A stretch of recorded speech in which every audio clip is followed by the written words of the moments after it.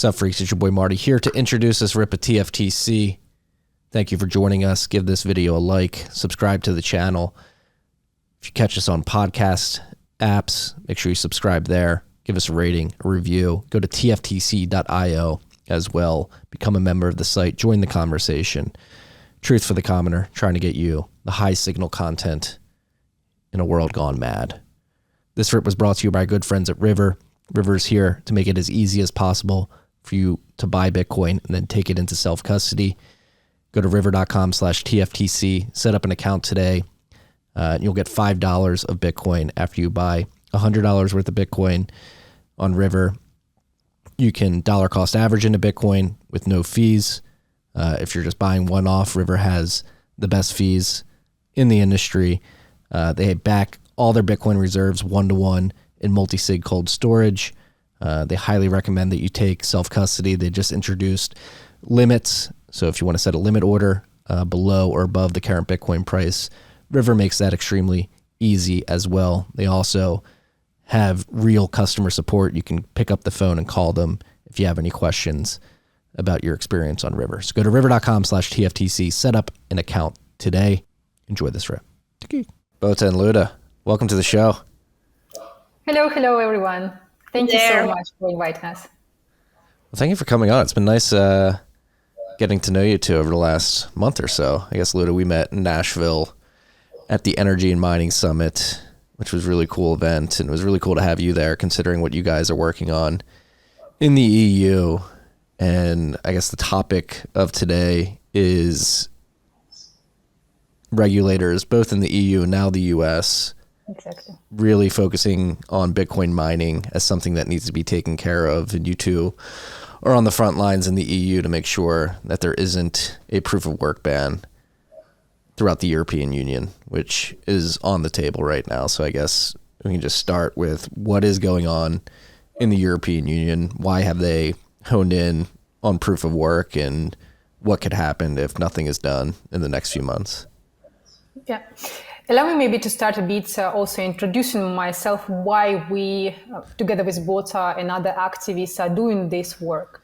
So first of all, I'm a human rights defender. I'm a president and founder of Open Dialogue Foundation. This is a human rights organization, international, non-partisan and non-profit organization. And we became a victim, a target of coordinated attack of 3 authoritarian regimes back in 2018 because of our human rights work on international level. So we had all protection, like political protection. Even President Macron, President of Germany, parliaments of France, Belgium, Germany, and many others supported us.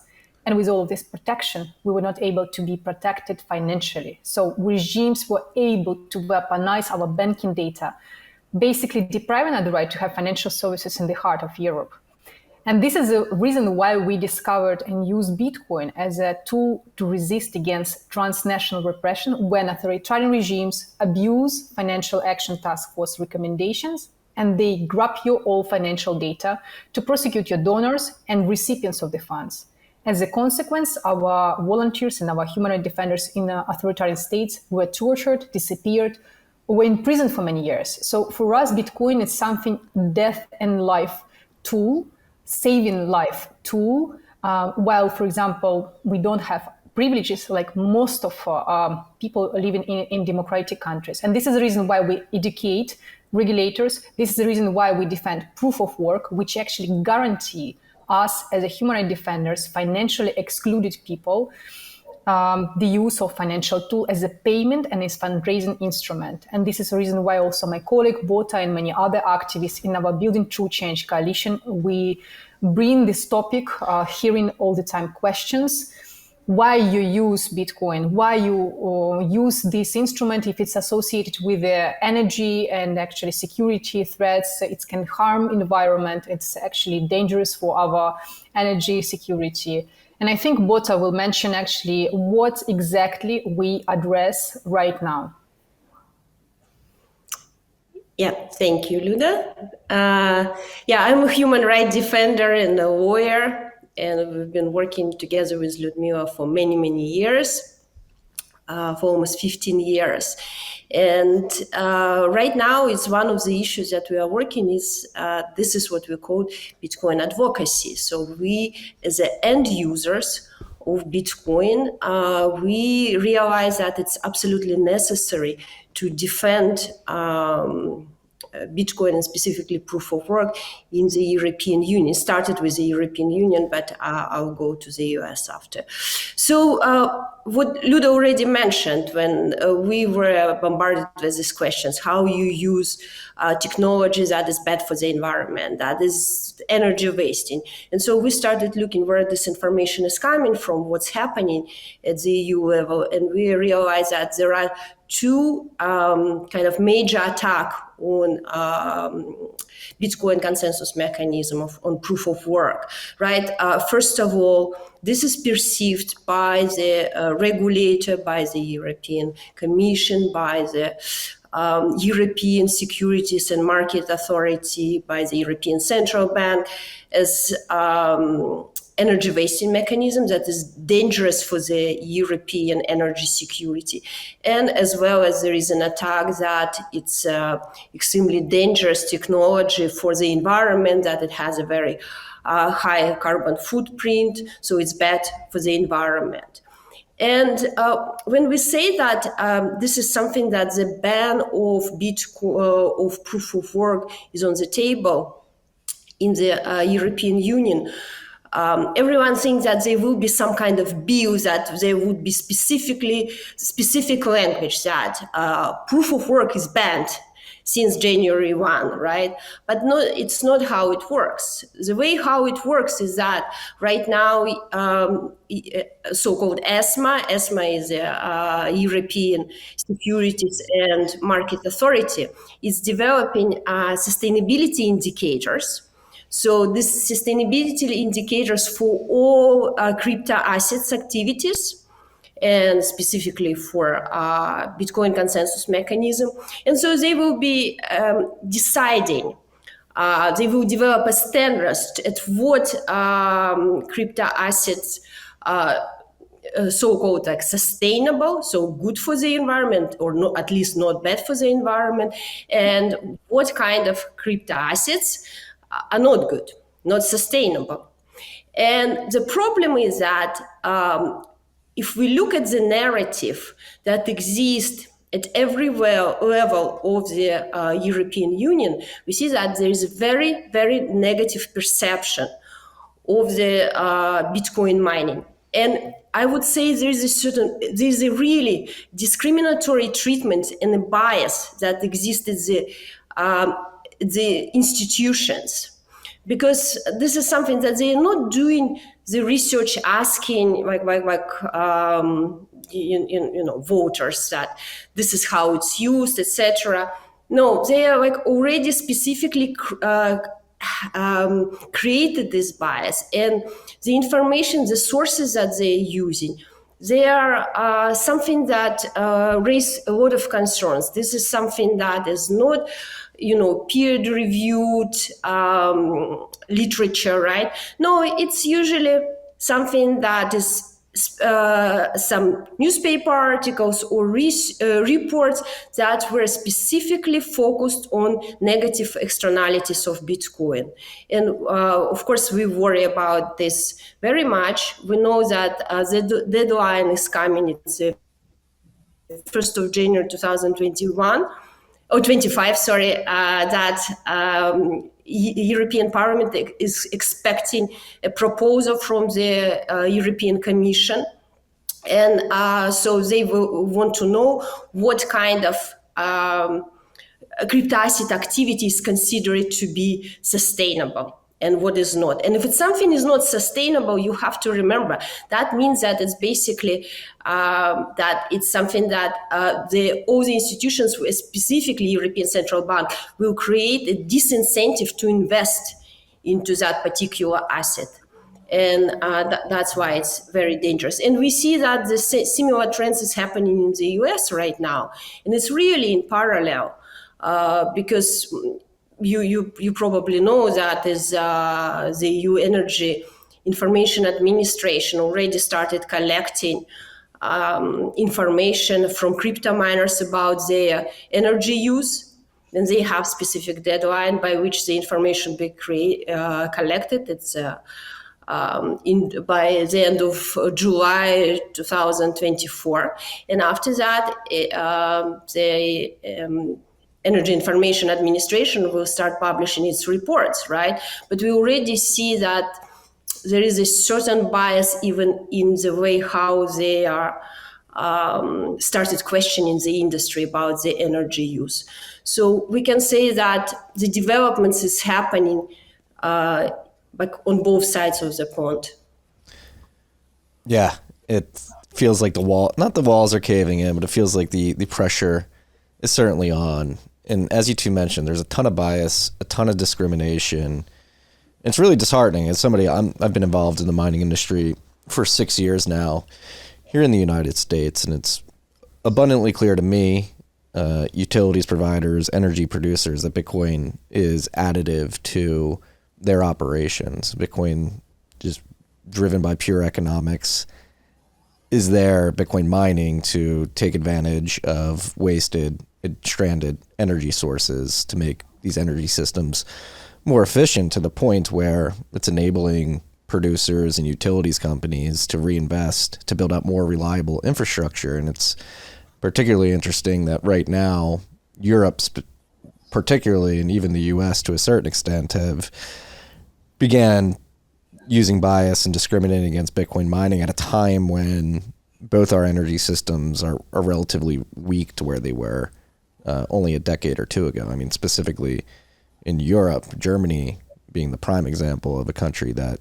completely destroyed its energy system over the last 20 years and can use all the help it could get. And if action isn't taken in the next few months, they will completely block out a source of energy efficiency in Bitcoin mining that could really help them make their grid systems more stable. It's really insane. And then on top of that, like, again, the bringing bias and discrimination to it, like we see outside of mining, just Bitcoin in general, the line here in the United States, as I'm sure it is in Europe as well, is that Bitcoin's only used by criminals, drug users, money launderers, and as you two explained earlier and have shown through your work with human rights activists, like, no, it's actually enabling human rights activists to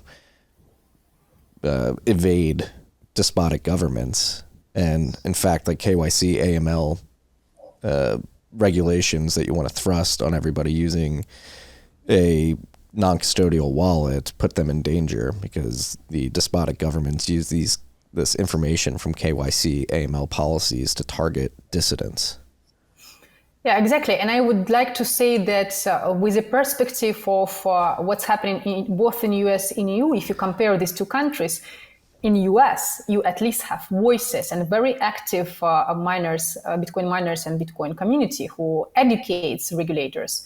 But again, even with this work, when we've been last 2 weeks in Senate and Congress, and also we met with State Department, with financial action task forces, we conducted over 27 meetings in person during this our advocacy mission in DC. The first time heard how anti-money laundering regulation, how financial action task forces recommendation abused by dictators, how banking data weaponized not only in authoritarian states domestically, but how they actually can be all exposed in democracies.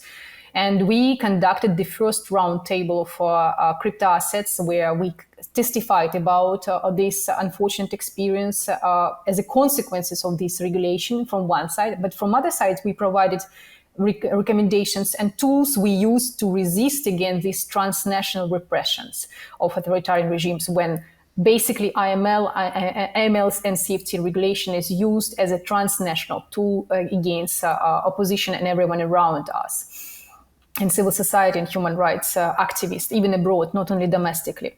So we see actually positive attitude.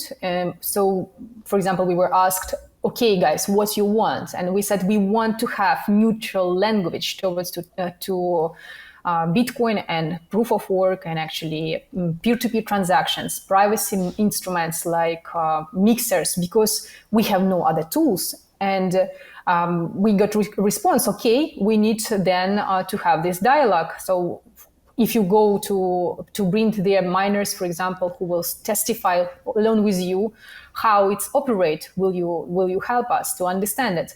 And I think this is a kind of key moment when we can bring voices from one side as end users, those who use this technology. We're not perceived as lobbyists, and we are not lobbyists. We just defend our human rights, and Bitcoin for us human rights, because we don't have other instruments. And for many of us, it's a question of life and death. We don't have this privilege to choose, am I actually paying today with this credit card or this credit card? We just don't have credit cards. This is our reality. And this is how we live. So these perspective change narratives, and we need to remember that right now narratives are shaping our lives and shaping decision-making process of politicians. And we need to have voices of Bitcoiners from all over the world, because EU is going to approach regulation to mining in a global way as a G7 countries. So once it's adopted in EU, they want to use and boost this methodology to other G7 countries. And we don't want to allow any democracy to use in regulatory language negative association labeling towards to Bitcoin or proof of work or peer-to-peer transaction or any privacy instruments, because it affects our life entirely. Imagine for us, the only instrument we have to protect political prisoners, victims of tortures, it's actually to have support of democracies, democratic governments. And if these democratic governments label the only instrument we have, how to deliver humanitarian aid, how to support families of political prisoners, as illicit activity, as a threat to national security, energy security, environmental harmful, that means that authoritarian regime immediately going to use this against everyone who is using this instrument to receive our help. We don't want it. We don't want it to allow even to happen. And this is the reason why we educate, and this is the reason why we try to bring as much as possible awareness how and why we use Bitcoin as a tool for human rights and humanitarian aid. And when we asked by regulators, okay, so for example, they said, we concerned because criminals are using Bitcoin as an instrument. I said, of course, every technology can be used by bad actors and good actors. But we, as a good actors, we should have legal way how to use it. You should not punish us because some criminals using these instruments, or provide us other instruments to operate in authoritarian states where most of people financially excluded for political reasons. And they have no answer what to provide us. And this is the reason why we think it's really important to educate right now, when there is huge speed, where there is kind of, this wish to show results quickly, especially before elections in Europe, where the main demand from the society to deal with energy crisis and environmental crisis. And we don't want proof of work and Bitcoin mining be in general just a scapegoat where it's easy to punish this technology because there is no voice in defense. We should not allow this. No. Bota, do you want to jump in? No, I just, Ludo basically covered all grounds, but I just want to say that how we present it to the regulator, right? When we say that this instrument is used by terrorists and money launderers, right? But we as activists, we've been accused in money laundering, in being members of extremist terrorist organizations, in being threat to national security by the regimes where we defend human rights. And just kind of an example, once we walked into a meeting with people from the commission that were drafting the anti-money laundering regulations, and we wanted to discuss this problem of abuses of this language that is an instrument of money laundering and financing of terrorism. First thing we ask them, have you ever met a real terrorist or a money launderer? And they're kind of, no, of course not. in our line of business, we don't really meet them. And we said, I'm a money launderer and accused of being money launderer and a member of an extremist organization. Luda is a threat to national security and money launderer as well. We had with us a person from Navalny Foundation, and we said that at that time they were foreign agents, terrorists, and money launderers. And so we had activists from all over the world in one room, and we all were labeled by dictators, by authoritarian regimes, that we are those criminals. But we are normal people, and we actually defend human rights, and we work with the institutions, and we explain, we kind of being whistleblowers about the crimes committed by many regimes. So when you label a technology that is an instrument for money launderers, you really create this bias. It's like the way how these authoritarian regimes create bias against us. And this is something that we want to fight against. And we have our examples. We can explain to the regulator what is happening. But at the same time, we need people from the industry explaining their side of the story, saying that, these are the regulations, this is how they work. And if there is an article about this person, that person is like committed some crimes, even if it's not proven, it's just a pure piece of, fake news, right? They still going to take your bank account away because of the existing regulations. So what we need to do, we need to have people from the regulated industry and people like us to show the consequences to the regulators, the consequences of their actions, how people like us get financially excluded. Yeah, and the really disheartening thing about all of this is the two-tiered system that exists. I mean, the amount of money laundering that happens and is facilitated via the US dollar far exceeds anything that Bitcoin does on a day-to-day, year-to-year basis or has done historically. And then like these same regulators that are really close with the banking and financial industry specifically let these banks get away with murder. I think sometimes quite literally, but figuratively, mainly. I mean, we had JP Morgan settle out of court with the U.S. Virgin Islands. They paid a $75 million fine so that they wouldn't have to go to court and have discovery around the fact that JP Morgan was banking Jeffrey Epstein as he was laundering money for his sex trafficking operation, obviously famously with HSBC. In the Mexican drug cartels, they had teller windows that had slots where briefcases full of cash could be pushed through by the drug cartels. They paid a small fine for that, and yet here comes Bitcoin, which isn't facilitating a lot of this. Yes, as you mentioned, Bota, like criminals can certainly use it, but it's a technology. They drink water.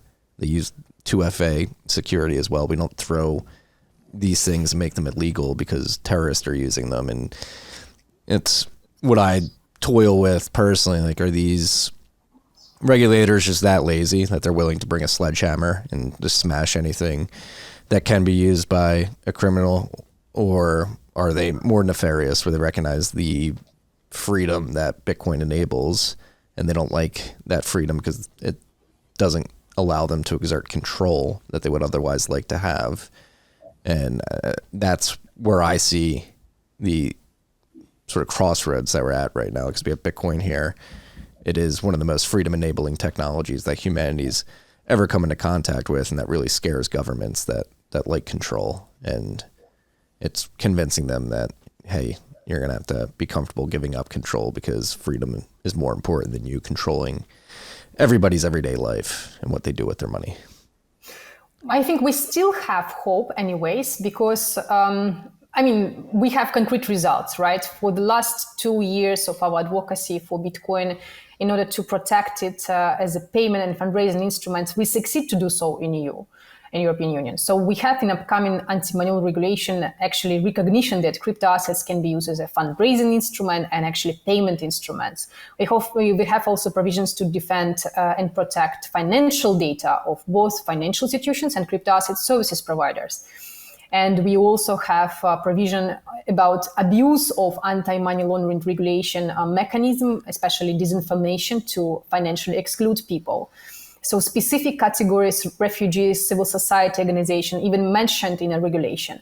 But it's not enough. And unfortunately, G7 countries were not happy about our achievements. And this is the reason why we came to US 2 weeks ago to speak with 27 representatives of regulatory bodies, both Senate, Financial Action Task Forces, State Department, and Congress, because the US assumed from one side that they create domestic legislation. Right now is the process of reform of anti-money laundering regulation and actually shaping crypto assets regulation in US, but it's not true.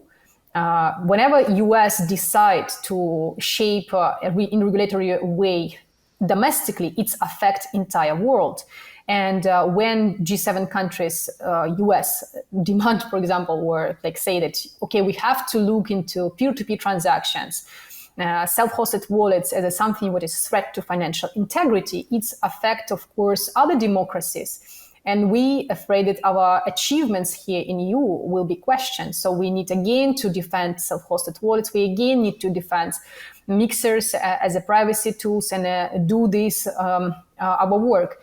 And we cannot ignore it because, for example, yesterday in Davos and Nostr, we have discussion with some Bitcoiners and they said, you can just simply not comply. I cannot not comply because I get protection from EU. And for example, my life would be literally under threat if I would not get protected from the attack since 2018 by 3 authoritarian regimes. And I'm really grateful for being protected.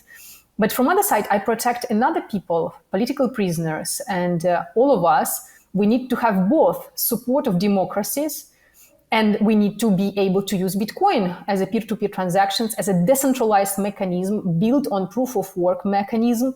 So we need to provide security for developers of privacy instruments and also for miners. If we don't succeed to do those things, that means that we lose the only instrument.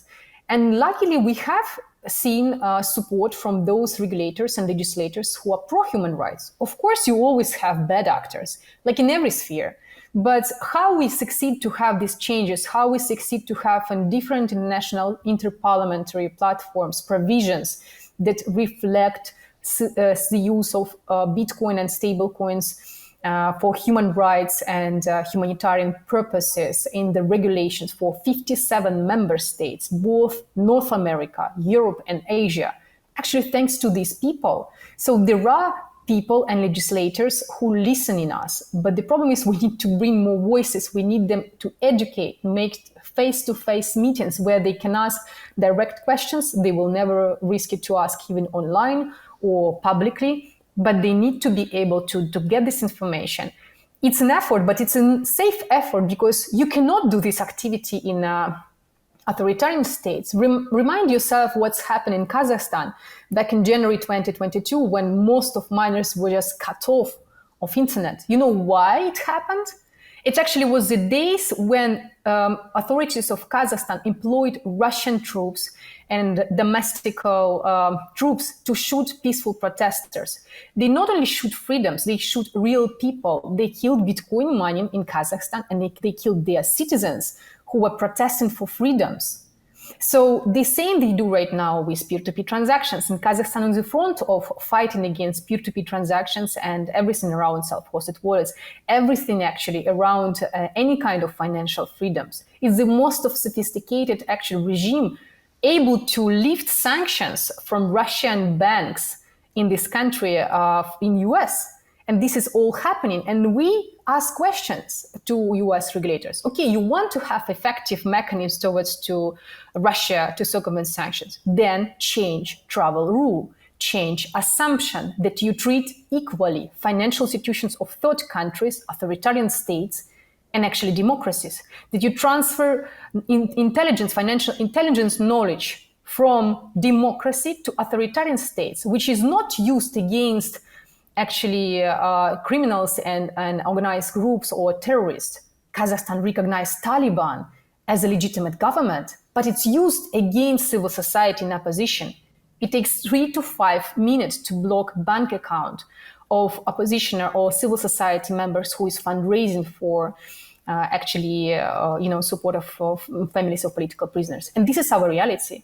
And these arguments, they change perspective of those politicians who meet us and those who support human rights, because normally they want to support us, but they don't know how.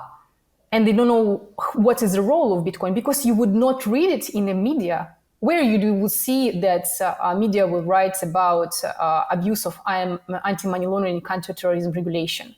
Have you seen, for example, maybe publications how, for example, activists were deprived or immigrants deprived the right to have financial services in millions in democracies?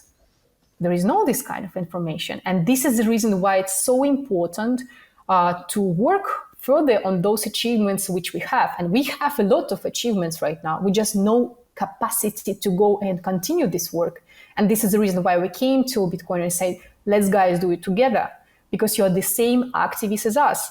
Because Satoshi Nakamoto was the same freedom activist as us.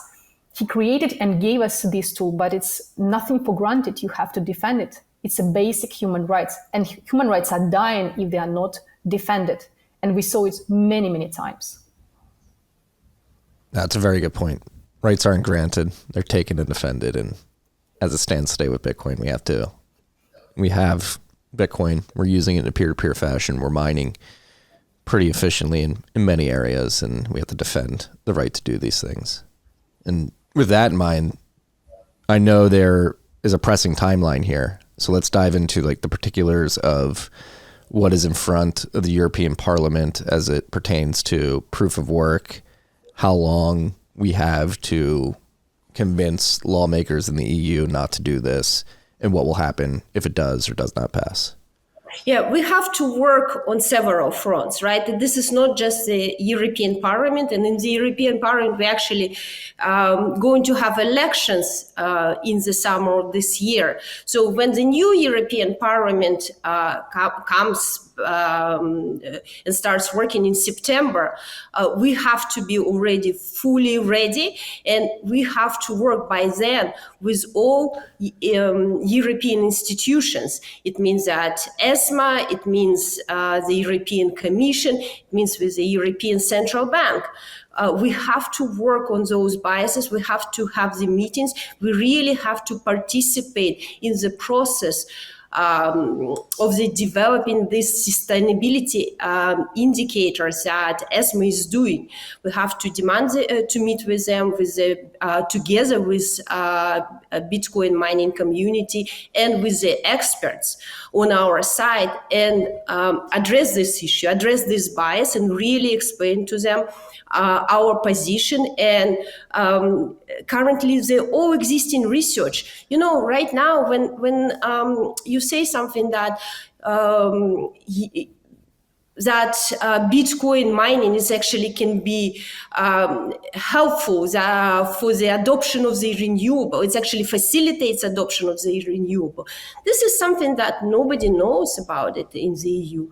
And we have to come with miners from all over the world. We really need to bring miners even from Africa and demonstrate how they work there very successfully, and they not only facilitate adoption of renewables, they actually provide people with work there. They create electricity for the communities that otherwise would have not had electricity. And this issue is extremely important for the European Union. And we also have to work at the level of the member states. Don't forget, the European Union is 27 countries, right? Has 27 countries members. But we don't have to work with all of them, but there are 5 key countries that really affect both the energy policy and the environmental policy. And we have to work with the regulators there, and we have to work with the parliaments there. So this is the best time to start. We should have started 2 years ago. But we just hope that everyone understands that the issue is quite pressing and we have to jump into it. And so what can anybody listening to this do to help you guys? And So we first- talked, I was going to talk about it. I was going to talk, so particularly this show. A lot of people that listen to this show are completely disenchanted from politics, whether it's here in the U.S. or the EU, myself included, to a certain extent. Like, I have this presupposition that the governments have too much control. They like that control, and they're not going to give it up. But you two have been doing a good job over the last week convincing me that, again, these rights need to be defended. And we have seen here in the United States, when the government tries to overstep its bounds and infringe on Bitcoiners' rights to use Bitcoin in particular ways, that we have submitted comments to FinCEN, the Treasury, basically saying, hey, this is way out of line. They have reacted positively. And I know the answer to this because we discussed it last week, but I think for anybody who didn't hear that conversation, it'd be valuable for them to hear it now. Do you have confidence that if action is taken to educate the EU politicians, that proof of work could be saved in the EU? Yeah, I think we have all actually chances that we can protect proof of work. And the way how we do it through submissions, through face-to-face meetings. So what kind of submission, for example, we've done to FinCEN? We collected testimonials of all human rights defenders and basically met with the Treasurer, met with State Department, and explained them, of course, you can have some ground to say that this instrument can be used by criminals, but please take into consideration that enormous amount of people financially excluded in most of countries at authoritarian states, we have no other tools and we need to have neutral language towards to technology. And we provided all set of recommendations, including actually travel rule reform and other things which I already mentioned during our discussion, what has to be changed. This is the first things. The second thing, we want to do the same, what we've done, for example, providing testimonials of Bitcoin and miners, human rights defenders and Bitcoin miners to EU institutions. We need to do the same in US. So they also know who are and what is exactly social impact of Bitcoin mining, why it's so important, because they don't see difference between proof of stake and proof of work. This is something what not enough to be said just in podcast, but it has to be written in a language understandable for regulators, which they afterwards could refer as a personal testimonials, witnesses statements of those who actually end users of Bitcoin, those who benefit from proof of work. And these testimonials, everyone who is listening to this podcast, from where, no matter where you are from, please reach us out and we will help you to shape these testimonials in a framework understandable for regulators. And it's one more step to defend human rights and proof of work actually in institutions. And it's doable. It's absolutely doable because we heard many times, bring us voices of minors. We're ready to hear them. So we have this will. We are very positive on this. Of course, it doesn't matter that there are no bad actors. There are bad actors because this false narrative exists. Someone created them, right? But if we don't try to combat them, if we not dismiss them, they will be the only one in this area.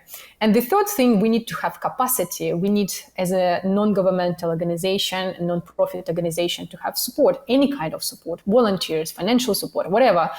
We happy to cooperate and be a platform for voices, as we always been for 15 years, to EU and US regulators and defend the only tool we have for financial freedom right now. Yeah, and I just would like to add that we hear it a lot, that there's nothing can be done. We don't trust politicians.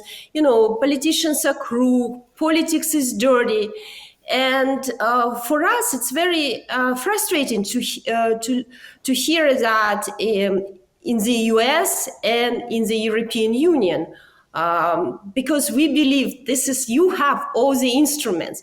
You really have to get engaged into activism. And, there are certain forms of activism, and for some reason, for a lot of people, it kind of created some kind of negative connotation. But it's something that this is how you can directly affect the policies. If you are quiet, why you should think that the government should act in your best interest? You have to show that you're a citizen, you're a voter, you have a position, you organize yourself, and you bring all these issues to the table of the regulators. And we have activists dying to have that, literally dying, right? We just had this horrible tragedy with Navalny in Russia, dying being killed in prison, and we have activists, opposition politicians in prisons all over the world, just to have, and they're all fighting to have a right to kind of influence the policies of their countries. And you have that right. It's already right given to you by the Constitution and existing laws. And for some reason, you prefer to ignore it and just not do much. Please, guys, wake up. We have a chance. We have a really serious fighting chance, and we have to defend this technology. This technology that it's not only technology that bringing money to you, but this is technology that saves lives. And that's why we're willing to fight. We have the skin in the game. So we want you to join our fight. What is your hope in the long run if Bitcoin succeeds? Let's say we're successful at defending proof of work, at defending the right to hold your own keys and to transact as privately as possible. What does the world look like in your mind on the other side of successes against these encroachments from the state? My success that no one's personal financial data would not be able to use to torture people, to kidnap. That one day I would not be wake up like I was wake up in 2018 by Bota saying that her brother was taken as a hostage because of weaponization of my and her banking data by 3 regimes. I hope it will never, ever happen to anyone. And we would be able to manage our financial freedoms. We would have decentralized financial tool. I hope that people will understand that money responsibility, it's also knowledge that you should eliminate around yourself any financial literacy. And this is something your responsibility, not someone has to do it. If you enjoy financial freedom, if you enjoy any kind of freedom, that means that someone did this job centuries or maybe years ago. And we right now doing the same in our countries. And European Union and the US, it's a safe countries for us. And Bitcoin is the only instrument for us. And that's why we defend it here. Well, yeah. And we will be able, for me, with this instrument, and this is something that Bitcoin will go mainstream, right? Which is very important for us, because then it will become an instrument for the civil society. And so the civil society will be able to raise financing, to finance opposition in the countries where the banking system and basically crypto service asset providers as well, they're just instruments of law enforcement of those countries, right? And they spy on people rather than being neutral institutions. So we believe in Bitcoin, we believe in its power, and we believe that the civil society around the world should adopt it. Let's dive into that example of the government using your banking information to kidnap your brother. But what, like, just to give an example, a concrete example of how this happens. Yeah, what happened there? Concrete example is that I live in Belgium. I have political asylum there. Kazakhstan, because of the work I was doing, defending political prisoners and politically prosecuted people and victims of torture, they were constantly attacking me. They tried to extradite me twice from Belgium. It didn't work. So they tried to kidnap me from Belgium, and 3 people were actually sentenced in Belgium, 2 Germans and 1 Russian. thanks to the Belgian Federal Police. But it didn't work. So what the government of Kazakhstan did, they sent a request, it's called a mutual legal assistance request for the information. And they got my banking data. And banking data, what is like, think about what you have on your bank statement. You have all the information and you have all your contacts, basically, right? And they really can figure out who's your doctor, where you go, like where you stay if you travel. This is, and they can figure out even your family contacts, because of the transfers, right? And they looked at my bank account and they realized that the way how they realized that I have a weak point, and this is my family in Kazakhstan. And my brother, my older brother, my parents lived there at that time, and my older brother. And one day they just came, arrested my brother, and accused him in money laundering, which was absolutely baseless. And then they said that we're going to release you if you make your sister to go back to Kazakhstan. And my brother refused, and he was tortured for 2 months. Holy and only shit.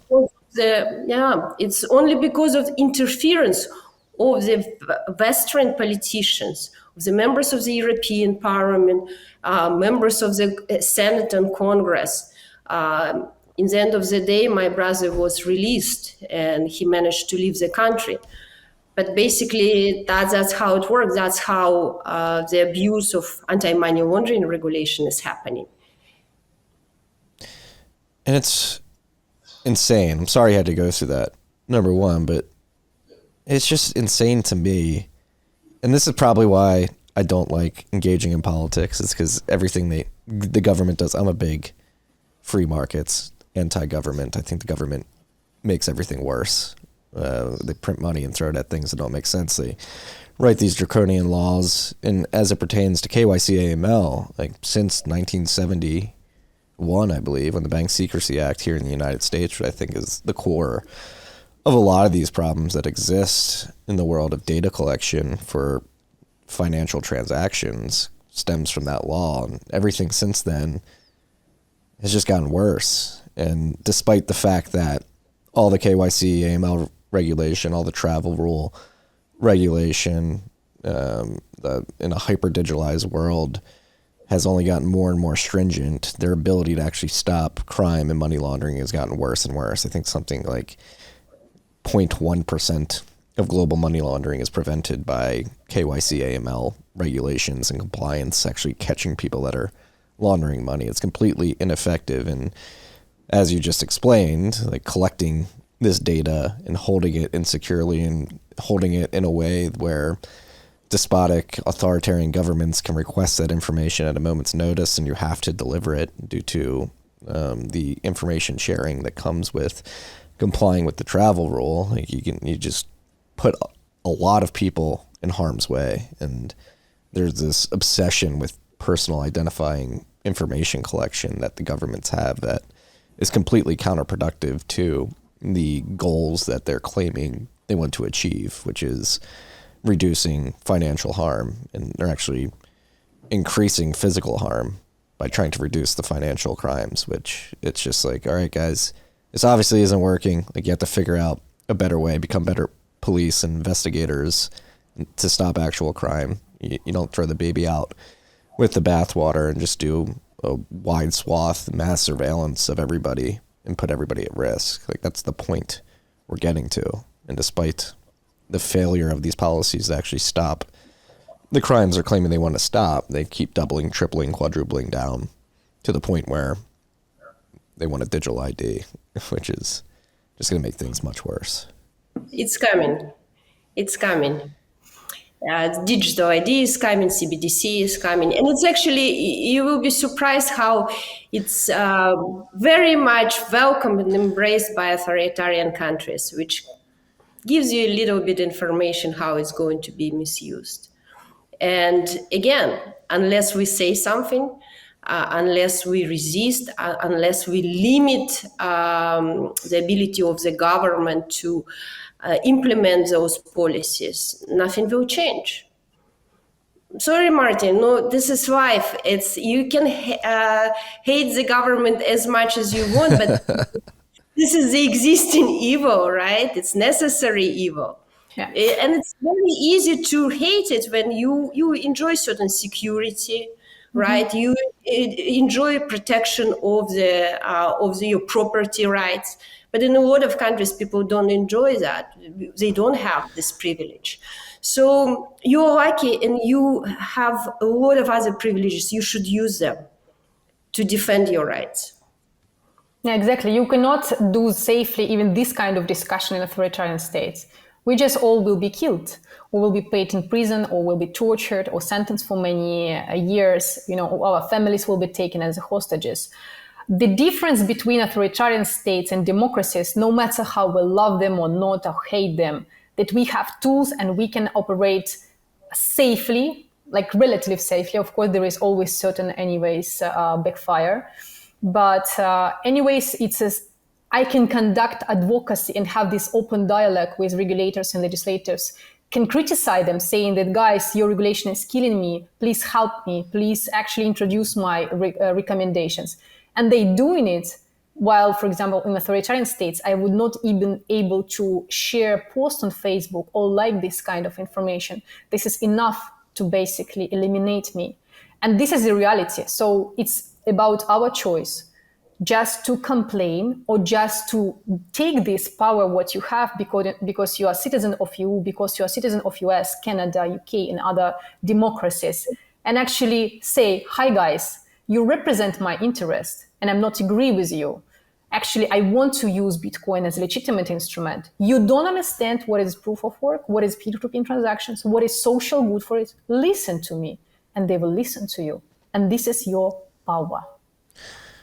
Yeah, and going back to what you said earlier about narrative being very powerful, that's one thing I think Bitcoiners have gotten wise on, particularly in the last 5 to 6 years, is we got to tell better stories. And it's very important in this information battle that we're in, because at the end of the day, this is really what we're engaged in, is an information warfare for the hearts and minds of the individuals who will either step up to defend their rights or let the government and the regulators run over them. And that's why I think the activism that you two are engaged in is extremely powerful, because it's somewhat of an ironclad narrative. Like Bitcoin literally saves lives and protects people from authoritarian governments. And I think that's something as an industry we've gotten better at, but really need to perfect, is this narrative to the masses, which is an optimistic future, a future of abundance, a future of equality of opportunity, equality of access,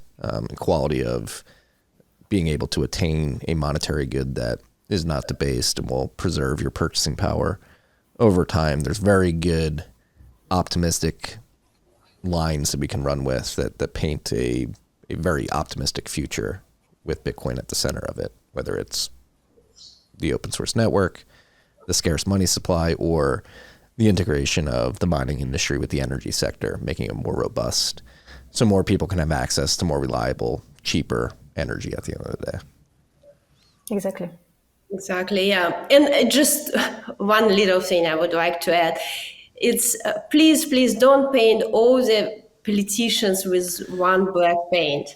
There are a lot of people that really truly believe in human rights, that truly believe in financial freedoms, that truly believe in economic freedoms, that try to limit in fighting against kind of growing interference of the state. You have to find them and you have to help those people, because you are the power that's going to feed them. We have all the data that we need on our side. We just really have to bring this data to the right people, and that will be their weapon, and they will be fighting for us as well. Yeah, we can't have Alex de Beers, the Dutch central bank little minion, in his terribly written paper for the Digiconomist or whatever it's called, being the go-to source. We succeed to have changes in one of the most, I would say, black box organization, Interpol. So it's an organization which unites all ministries of interiors of the world. Of course, most of the Ministry of Interiors of the world is authoritarian.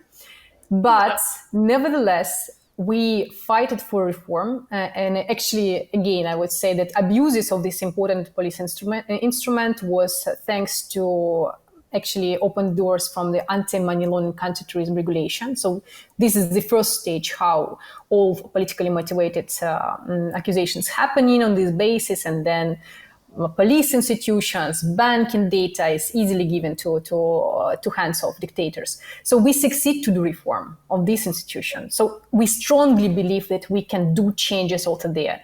Everyone was laughing at us saying, "Oi, girls, you going to change us? You see in this room only privileged ministers from all of this dictatorship. Do you think they will listen to you?" But we luckily had voices and support of legislators from democratic countries who, as Bota said, really believe in human rights. And we did it. We did it. It's fact. So right now you have clear procedure how to defend your rights, not to be in this black box. And even if you became a victim of abuse of Interpol, you have clear procedures how to remove yourself from there, and even to demand compensation. We have to do the same with abuses of anti-money laundering regulation. We have to do the same with protecting, labeling Bitcoin with any kind of these false accusations. Yeah, maybe these politicians that I'm talking bad about that want to do not bad things necessarily, but want more control. Maybe they depend on the complacency of the average Joe, of the common man, to just sit there and be like, it's fine. To be like, hey, if they're not going to do anything, we're just going to take these rights.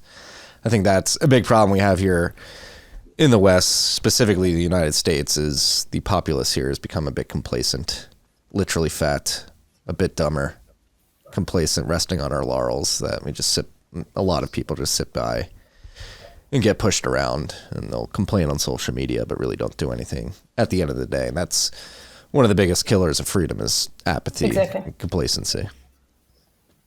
Yes. And as a person who was once on the Interpol most wanted list, you should take pride in that. That's pretty badass. I confirm everything what Luda just said, but it happens to many of us, because this is, people don't realize how the Interpol works as a bulletin board, right? And any authoritarian regime or dictatorship can just put your name, and voila, you're wanted by everyone. Yes. It was a kind of institution that was easily abused, but we changed the narrative, and so we can do the same with Bitcoin. Even more, you complain about democracies, right? So I had this case, one of 3 countries which actually abused my rights and again abused anti-money laundering counterterrorism regulation. It was Poland. And Poland is a member of European Union, right? It gets really strongly to the side of authoritarian regimes, the same like Hungary right now. But in like 6 years, they were classified me as a threat to national security. I'm not joking. Like special services of Poland classified me as a threat to national security with no ground. And I was banned to enter EU for 2 weeks until the moment when parliaments of Germany, Belgium, France, and many other institutions, President Macron, President of Germany, stand on my rights, also former Prime Minister of Belgium, and they granted me, while I was threat to national security in Poland, national interest in their countries. And we succeed to change narrative. We succeed to actually expose how authoritarian regimes or democracies which started to abuse their power, able to manipulate, the threat to national security accusations towards to critic people like me, and we change it. So now everyone who is treated in the same way like me, they have a number of protection tools, they have remedies, and they can easily defend their rights. And I not only defended rights of myself, I actually, together with my team, established a mechanism which was adopted and supported by many human rights legislators and regulators in the EU. So it's, again, one more example that everything is doable. And we have a lot of tools in our hands, but we need not just to complain in social media. We need to come to meet with them and say, this is my proposals, this is my argumentation. And if you are speak with argumentation, you going to defend your position. We proved it so many times, and we're happy to do it to actually defend Bitcoin. Unfortunately, we cannot do all of those things without help. We need the community behind us, and we really need people to get engaged, because to do this type of changes, you need a lot of participations from basically not only from activists. That part, we know how to speak with the activists, and activists are ready to fight, but we need help from Bitcoin miners, from industry experts that will come and meet with the regulators, meet with the politicians, and be willing to provide their testimonies. And then we can do a lot of things. Yeah. You guys are pretty badass. Interpol's most wanted. Fighting back against all these governments. I was removed from the database when Interpol realized that it was politically motivated. So and I'm also not a threat to national security anymore. I'm not classified like this anymore. And the government has to apologize. You guys have a lot of stories to tell. It's gonna be fun decades from now when we look back. Bitcoin has succeeded. We've rooted out a lot of the evil in the world, and I was on the Interpol most wanted list. I can't say that. I'm here in America. They have not come anywhere close to that list. It's pretty badass. Do you guys? I mean, it's pretty heavy, everything you're working on, putting yourself in the crosshairs of a lot of very powerful governments around the world. What keeps you going? How does the stress, how do you not succumb to the stress of all the things that you do? Yeah, sometimes it can be extremely difficult, especially it's not, the difficult part is not dealing with the democratic regulators or members of the parliament. The difficult part, like for me, the most difficult part when we work on the cases of torture. That probably the most difficult, emotionally draining, and unfortunately, we have a lot of experience of working in those cases. And, sometimes we need even professional help, like therapies and stuff, because it's very hard. It takes time for a person to start talking, for a victim of torture, and you have to go with him through like step by step to to get all the information on paper. It's extremely painful, and then it haunts you for a long time. But I think we do it because we really you feel this internal gratification. You understand why it's important. You see how you change life. You see how you change life not only of that person, but that person's family members. We have each other's support. That is very important from our community of activists. We never work on any issues alone. We always have a group of people, a coalition. So we work on this Bitcoin advocacy issue as a coalition, but on other subjects we work as different coalitions as well. So that helps, kind of a network. Yeah, exactly. In my case, I used to have experience as a teenager how it's so important that there are people ready to come and to defend your family member who is taken as a hostage because of not agreeing paid, for example, corrupt deals or for criticizing the government.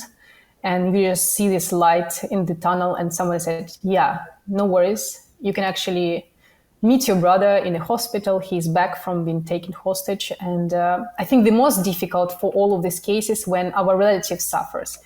And I wanted to be, since that time, this kind of hope just to other people who need this help and actually to provide this help. So I think this is something, no matter what's happened with me, I try to actually to overcome. It's easier when something happened with me, actually, because I also distanced myself from my case.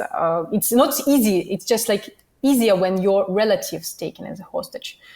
I think Bota will agree with me that you can actually, as person responsible for your activity, overcome difficulties. You know what kind of mechanism you have, but you feel completely like paralyzed sometimes when your family members, your close people, taken as a hostage, and you need to release. You need to do all efforts. This is, I think, the most difficult. Yeah.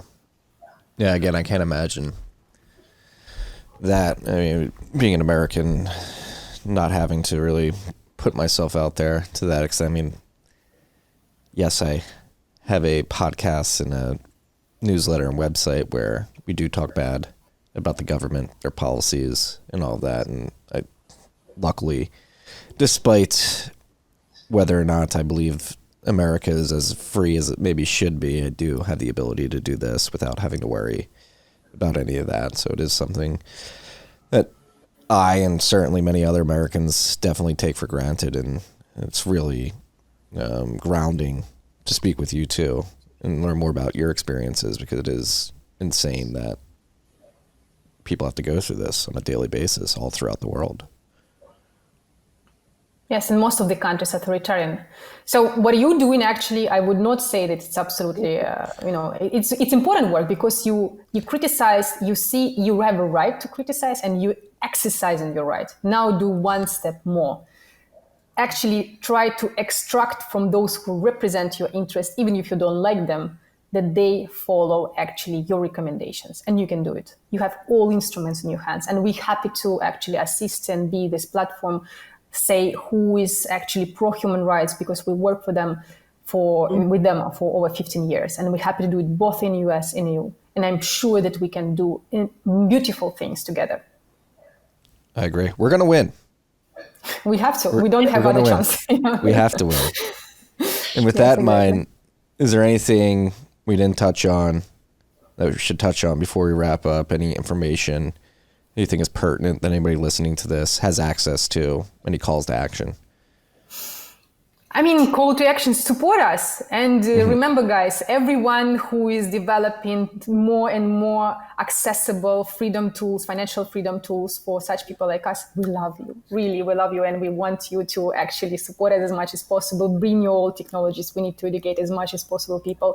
We want to define proof of work. We know how to do it. Let's do it together. Give us your testimonials, give us your support, and let's do it together. Yeah, and when you say that Bitcoin is an instrument of freedom, remember us. It is an instrument of freedom. And really, we need your help to defend this instrument. Yeah. Let's do it, freaks. We're going to link to both your profiles in the show notes, a link to your website, and get active, freaks, whether it's in the EU, because a global audience, any of you EU freaks listening to this right now, let's get active. Yes. And here in the United States, send your submissions in, push back. Yeah. I think the FinCEN comments that went through last month, yet to be determined whether or not they convinced the government to back off of what the Treasury would like to do, but we shall see. I think it was very powerful. Let's keep doing it. Engage where it makes sense, and just bring. That's the thing. We have the data on our side. We have the truth on our side. Yeah. We need to bring that data. Yes. So. And one last thing, if you are in Madeira and if you are BTC Prague conference, reach us out. We're happy to meet you guys in live. And I think more people from US has to come to EU, because otherwise we have limited capacity to come to US. So we'd love to meet you in person, get these testimonials. We will do meetings. Last time we did in Prague, also meetings in the parliament. We will try to organize things also this time. So we would love to do it. Reach out. Yeah. Let's go. All right. Bota, Luda, thank you for your time. Thank you for doing what you're doing. Thank you. Keep crushing it. Peace and love, freaks. Sticky.